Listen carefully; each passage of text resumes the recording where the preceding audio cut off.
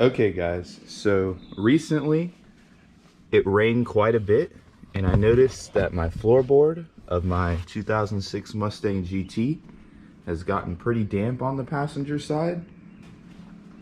And today in today's video, I will be showing you how to replace the gasket around your black windows trim seal here to prevent that from happening further. I've already done so on the other side.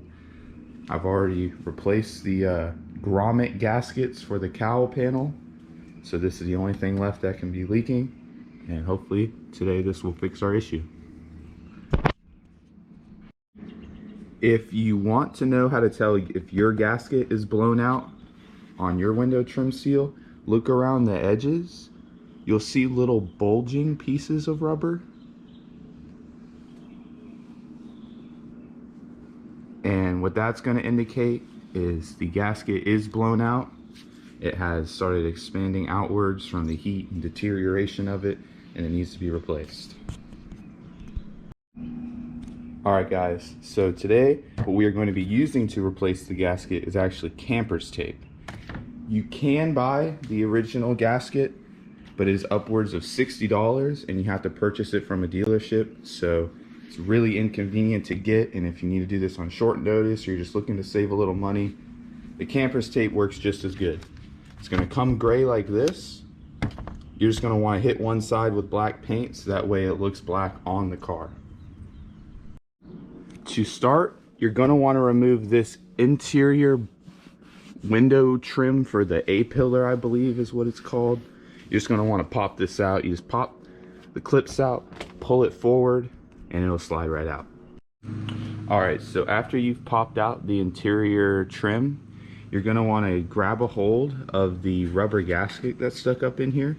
And a lot of videos will tell you need to pop these out, but the clips are really brittle and it's just not necessary. You can access all of the screws you need to take off this piece by just simply pulling it down. So just pull it down, leave it dangling.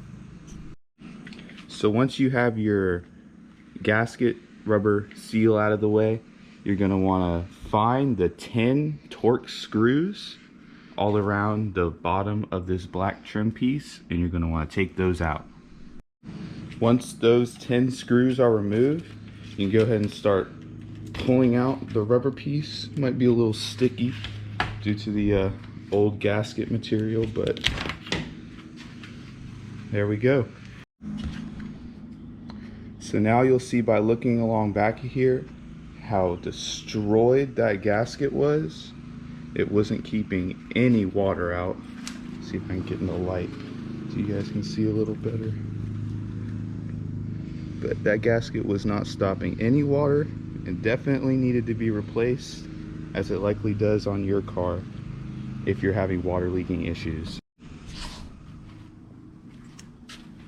Alright, so to remove the old gasket, you're going to want to start peeling away at it very slowly because it is old and brittle and it will rip and get annoying to take off.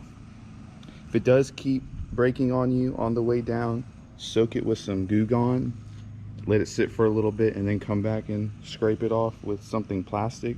Don't use a metal knife or anything, you don't want to gouge the plastic. Here's one more look at the old gasket. Super torn up. It's really thin to begin with, and this camper tape actually is more effective due to it being thicker than this right here. Alright, so now we're going to take this old crusty gasket, put it where it belongs. Alright, so we got the mating surface all cleaned up.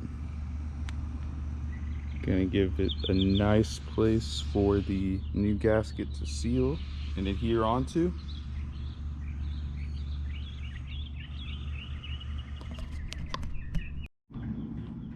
Alright, so next, once you have a clean mating surface, you're gonna want to look for this line here. It's gonna continue all the way around the trim piece, and you're gonna want to take your camper's tape and then start placing it with the base on this line. That way you can trim off the excess where it's not needed. See how the line is really close together here? You're gonna have to trim off quite a bit. But as long as you stay on that line to start with, it'll give you a good base to go from there. All right, so once you have the gasket placed on here, it should look something like this. You got a hole for your first clip, second clip, and then a hole for the guide pin. Got it wrapped around the edge all the way down.